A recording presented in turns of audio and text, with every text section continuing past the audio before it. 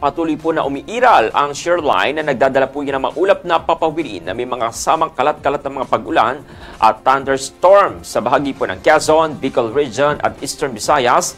Ayon po yan mismo sa weather forecast ng Pag-asa ngayong araw po ng Miyerkules.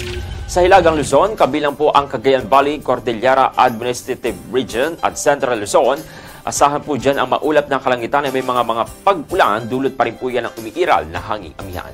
Dito naman po sa bahagi ng Metro Manila, Ilocos Region at iba pang bahagi ng Calabarzon, makakaranas po tayo ng mga bahagyang maulap hanggang sa maulap na kalangitan na may mga paminsan-minsang mga pag-ambon.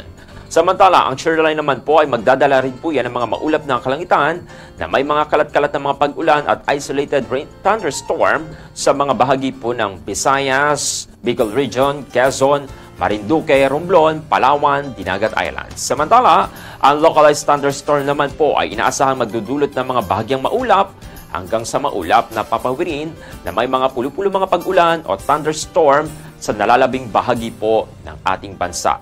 Samantala, wala naman pong inaasahang sama na panahon na makabubuo o makakaapekto sa loob at labas ng ating bansa. Sa susunod na mga araw, ayon po yan mismo sa Pag-asa. Samantala, pinapayuhan naman po ang publiko na patuloy na maging alerto sa posibleng pagbaha at pagguho ng lupa sa mga apektadong lugar, dulot po yan ng mga pag-ulan.